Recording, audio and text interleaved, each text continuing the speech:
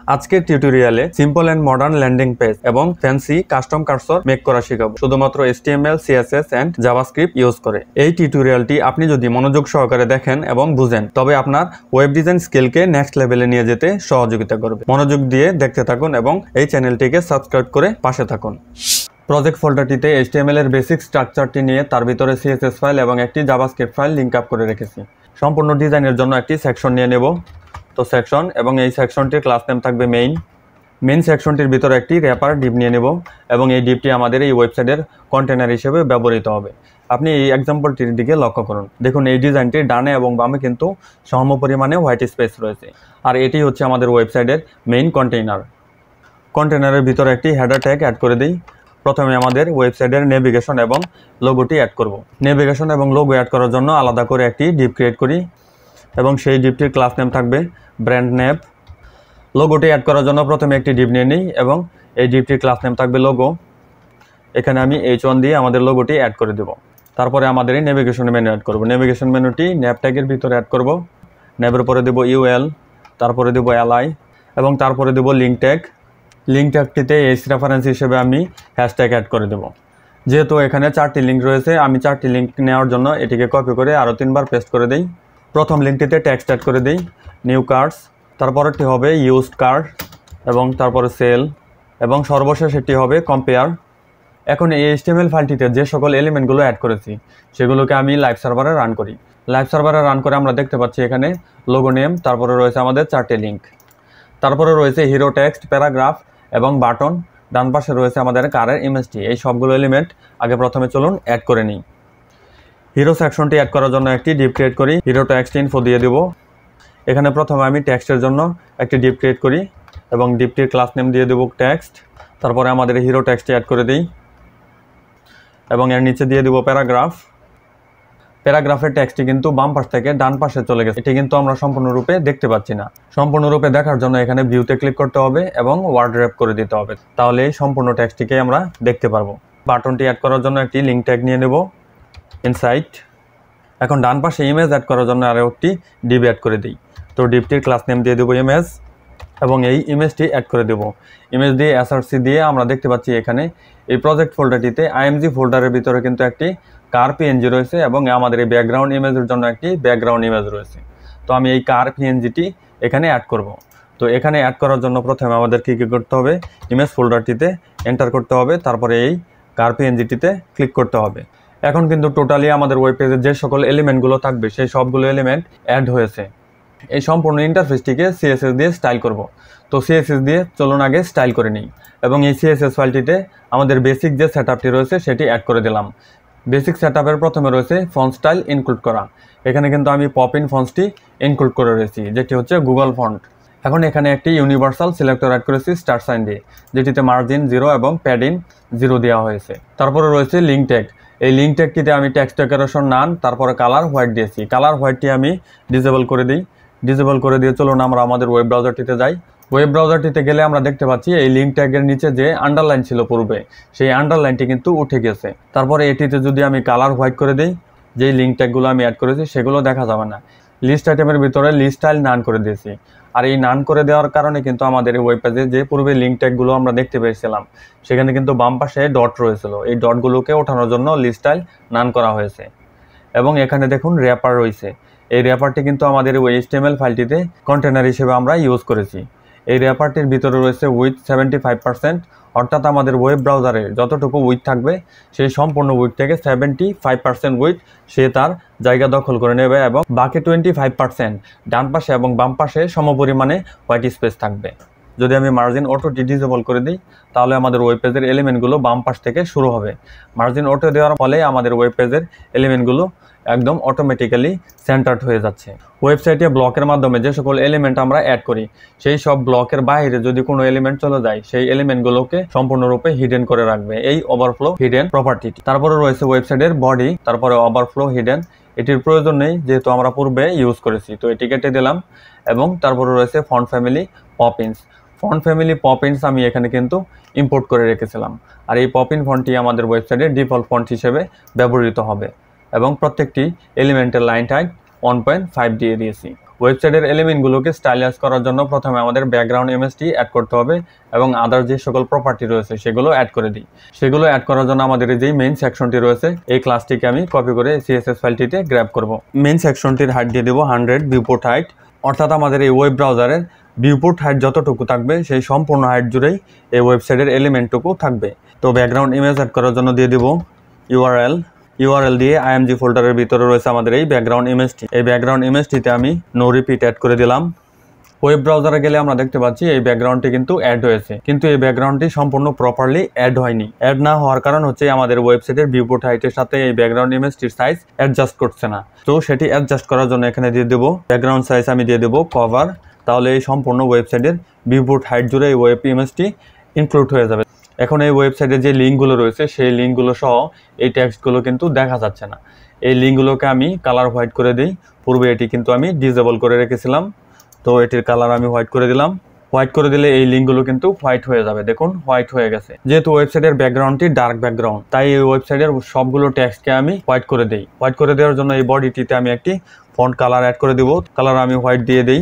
এখন এই ডিফল্ট টেক্সটগুলো সবগুলো কিন্তু হোয়াইট হয়ে গেছে। তারপর HTML ফাইলটিতে যে ব্র্যান্ড নেম ডিপটি রয়েছে সেটিকে সিলেক্ট করে এই লোগো এবং নেভিগেশন মেনুগুলোকে কাস্টমাইজ করব। ব্র্যান্ড নেম এবং এটিকে আমি ফ্লেক্স ডিরেকশনে কনভার্ট করব। অর্থাৎ ফ্লেক্স ডিরেকশনে কনভার্ট করে আমি কি করব, এখানে বাম পাশে লোগোটি থাকবে এবং নেভিগেশন মেনু যেই চারটি রয়েছে সেটি ডান পাশে চলে আসবে। সেটি করার জন্য এখানে দিয়ে দেবো ডিসপ্লে, ফ্লেক্স এবং জাস্টিফাই কন্টেন্ট।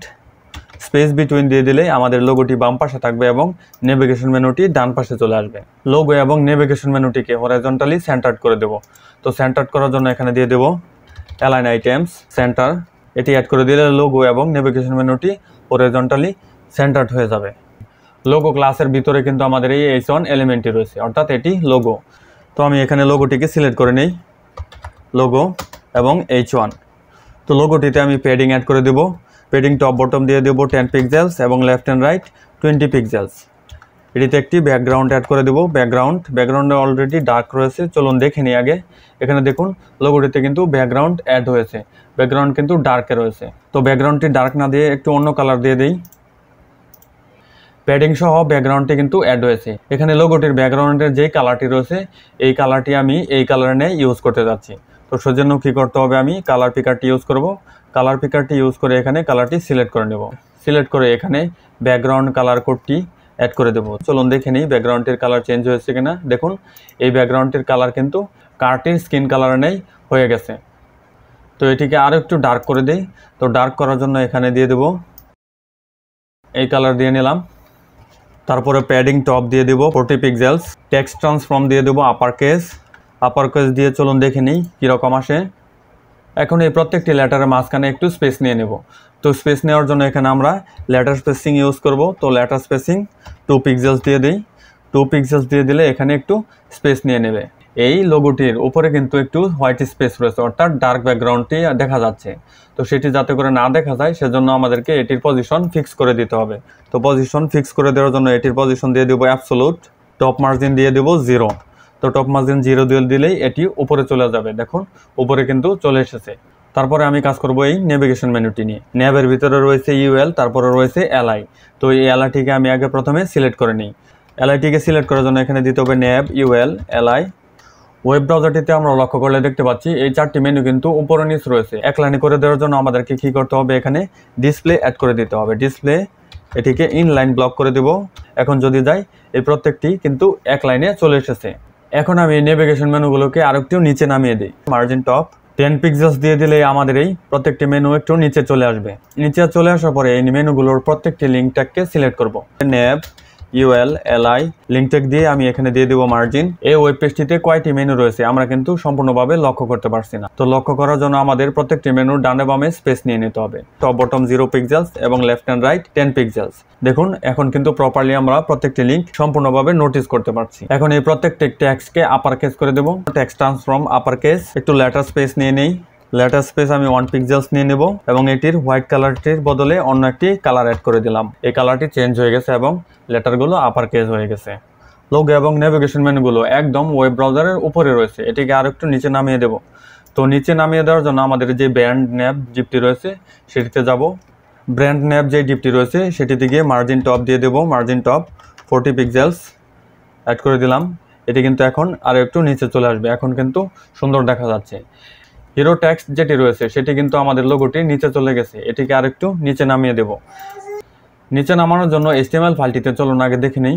এই হিরো টেক্সট ইনফো যে ডিপটি রয়েছে এই ডিপটির ভিতরে কিন্তু আমাদের এই প্রত্যেকটি টেক্সট রয়েছে। ডিপটিকে সিলেক্ট করে একটু নিচে নামিয়ে নিই। মার্জিন টপ আমি 30 পিক্সেল সেট করে দিই। এখন যদি ওয়েব ব্রাউজারটিতে যাই তাহলে এই টেক্সটটি কিন্তু একটু নিচে চলে আসবে। HTML ফাইলটিতে আমরা লক্ষ্য করলে দেখতে পাচ্ছি হিরো টেক্সট ইনফোর ভিতরে কিন্তু আমরা দুইটি ডিপ অ্যাড করেছি। একটি হচ্ছে টেক্সট এবং আদার্স এলিমেন্টের জন্য এবং আরেকটি হচ্ছে এই কার ইমেজটির জন্য। তো ডিরেকশন চেঞ্জ করার জন্য এটি ডিসপ্লে দিয়ে দেবো গ্রিড এবং গ্রিড টেমপ্লেট কলাম দিয়ে দেবো। প্রথমটি দিয়ে দেবো 1FR এবং দ্বিতীয়টি দিয়ে দেবো 1.2 ফ্র্যাকশন। তো অ্যাড করে দিলাম, চলুন দেখে নিই। এখন কিন্তু ওয়েবসাইটে যে টেক্সটগুলো রয়েছে সেই টেক্সটগুলো বাম পাশে এবং যে কার ইমেজটি অ্যাড করেছি সেটি কিন্তু ডান পাশে চলে গেছে। এখন এই কার ইমেজটি যেহেতু সাইজে অনেক বড় সেজন্য এটির জায়গা নেওয়ার জন্য এটি সম্পূর্ণ জায়গায় নিয়ে বা প্রপার যে স্পেসটি তার জন্য বরাদ্দ রয়েছে সেটি কিন্তু নিতে পারছে না। সেজন্য আমাদেরকে কি করতে হবে, এই HTML ফাইলটিতে যে ইমেজ ট্যাগটি ইনক্লুড করেছিলাম সেখানে এই ইমেজটির উইডথ আমি দিয়ে দেবো, সেটি হচ্ছে 100% দিয়ে দিলে এই ইমেজটির সাইজ ফিক্সড হয়ে যাবে। দেখুন সাইজ কিন্তু ফিক্স হয়ে গেছে।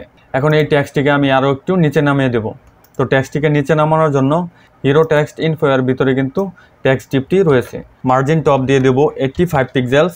এই হিরো টেক্সট যেটি রয়েছে is way to find the right car, এটিকে সিলেক্ট করব। তো এটিকে সিলেক্ট করার জন্য আমরা যাব ডট টেক্সট দেওয়ার পরে কিন্তু আমাদের এই হিরো টেক্সটটি রয়েছে H1 ট্যাগের ভিতরে।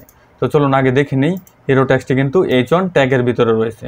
প্রথমে আমি দিয়ে দেবো ফন্ট সাইজ 45 পিক্সেলস, তারপরে দিয়ে দেবো ফন্ট ওয়েট।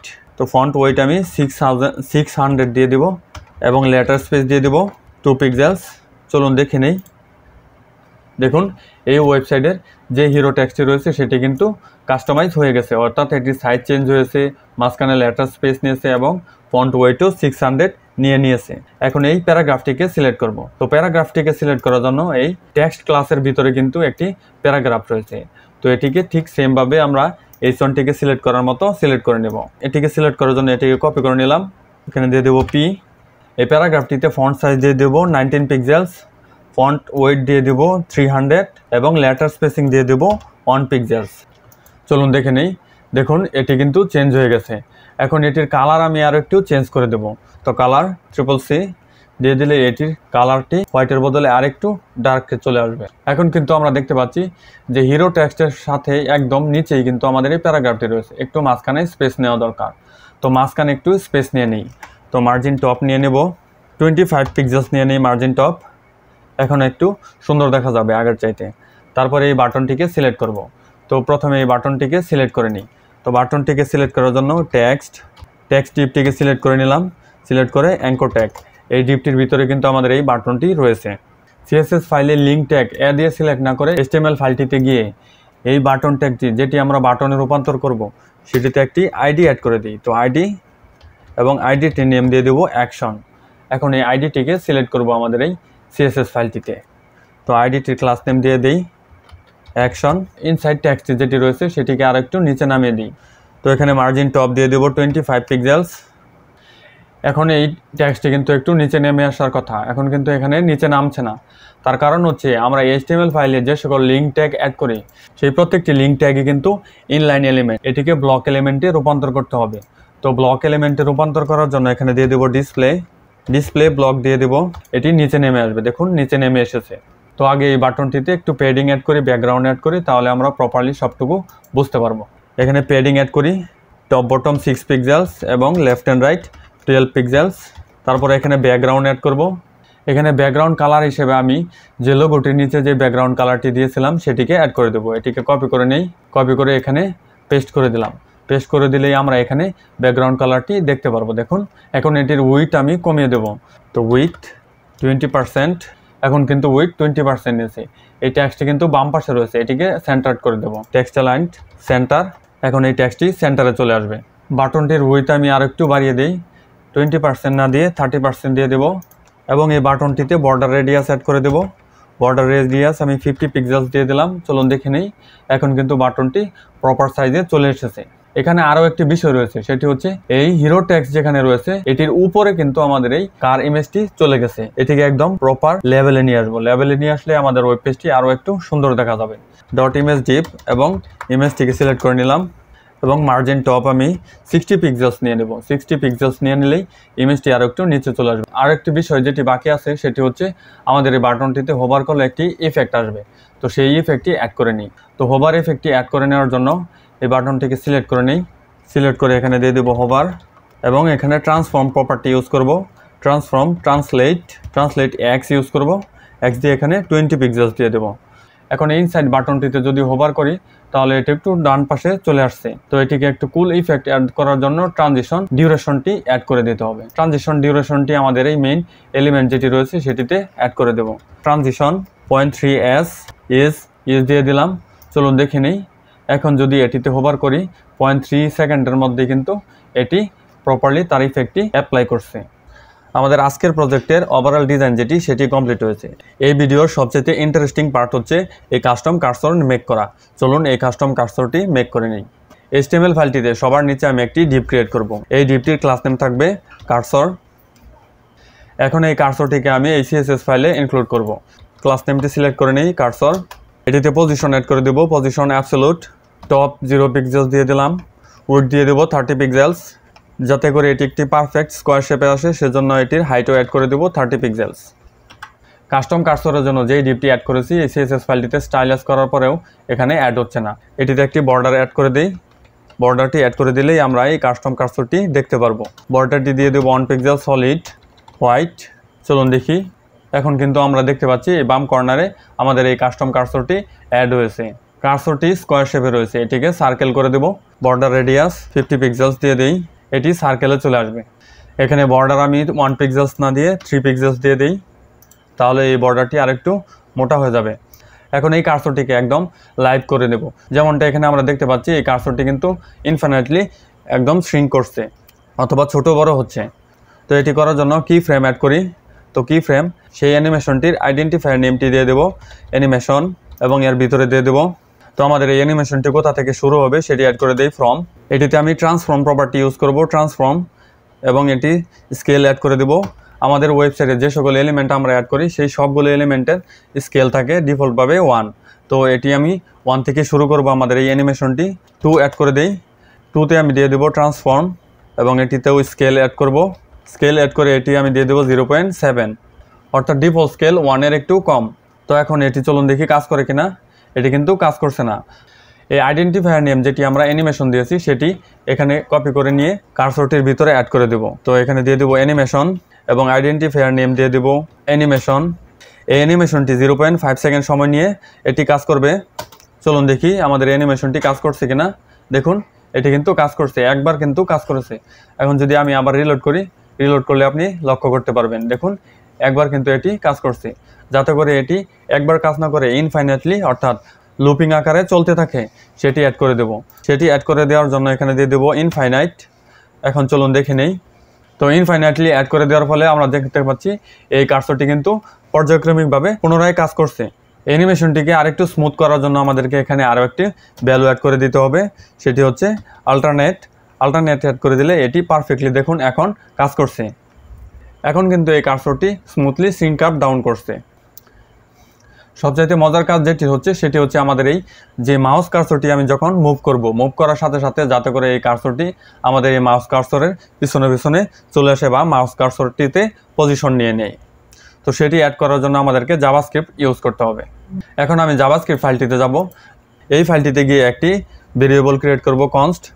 ভেরিয়েবলটির নেম দিয়ে দেব কার্সর, দিয়ে দেব document dot query selector. HTML ফাইলে কার্সরের জন্য যে ডিপটি অ্যাড করেছিলাম সেটি ক্লাস নেম রয়েছে কার্সর। আমি অ্যাড করে দিই, কার্সর অ্যাড করে দিলাম। এখন আমি একটি ইভেন্ট লিসেনার ফাংশন অ্যাড করব। এই ফাংশনটিও আমি একটি ভেরিয়েবলের মাধ্যমে ক্রিয়েট করি। তো ওই ভেরিয়েবলটির নেম দিয়ে দেব মুভ।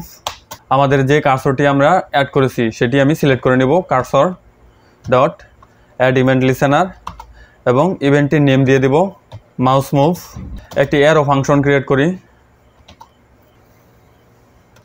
তো অ্যারো ফাংশনটিতে আমি প্রপার্টি এবং ভ্যালু অ্যাড করে দেব।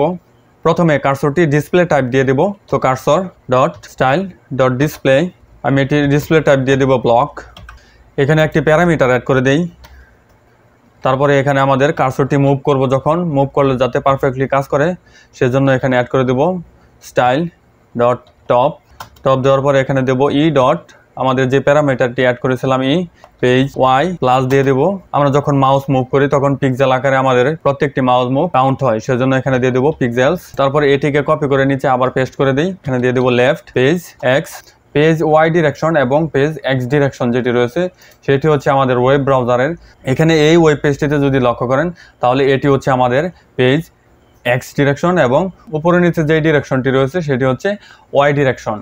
দেখুন আমরা যখন মাউস মুভ করছি, মুভ করার ফলে কিন্তু আমাদের এই কাস্টম কার্সরটি এই মাউসের পিছন পিছন আসছে না। এখন যদি আমি এটির উপরে নিয়ে যাই, দেখুন উপরে নিলে কিন্তু এটি পিছন পিছন চলে আসছে। তো এই বাগটিকে ফিক্স করতে হবে। ইভেন্ট লিসেনারটি আমি অ্যাড করেছি সেটি কিন্তু ভুল এক্সপ্রেশন দিয়ে অ্যাড করেছি। কার্সরটি না হয়ে হবে ডকুমেন্ট ইভেন্ট লিসেনার। এখন যদি আমি আমাদের ওয়েব ব্রাউজারটিতে যাই, ওয়েব ব্রাউজারটিতে গেলে আমরা দেখতে পাচ্ছি আমি যখন এই কার্সরটি মুভ করি যেখানেই থাকুক না কেন, আবার রিলোড দিই, রিলোড দিয়ে যদি এখানে আমি নিয়ে যাই তাহলে আমাদের এই কাস্টম কার্সরটি মেইন কার্সরের নিচে চলে আসছে। এখন নিচে চলে আসার পরেও কিন্তু এখানে একটু প্রবলেম রয়েছে। আমাদের এই কার্সরটির ঠিক মাঝখানে কিন্তু এই কাস্টম কার্সরটি অ্যাড করতে হবে।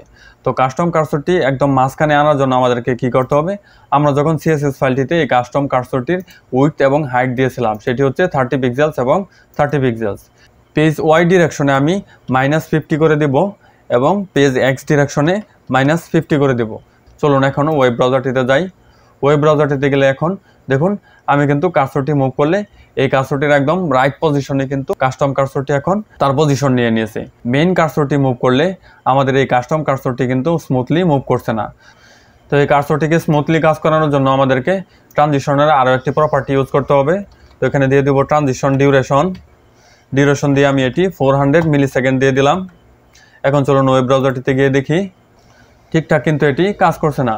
তো স্মুথলি কাজ করানোর জন্য এখানে দিয়ে দেব আরেকটি property transition timing function ease out দিয়ে দিলাম। এবং এখন ওয়েব ব্রাউজারটিতে গেলে চলুন দেখি কি আসে। দেখুন transition timing function ease out দেওয়ার ফলে এটি কিন্তু একদম স্মুথলি কাজ করছে। অসামলি আমাদের এই কাস্টম কার্সরটি কিন্তু আমাদের মেইন কার্সরের পিছন পিছন ছুটছে এবং ঠিক রাইট পজিশন গ্রহণ করছে। তো হয়ে গেল আমাদের এই কাস্টম কার্সর মেক করা। তো ফাইনালি আমাদের এই অসাম ডিজাইনটি কমপ্লিট হয়েছে। আরও নতুন নতুন অসাম প্রজেক্ট পাওয়ার জন্য অবশ্যই সাথে থাকুন।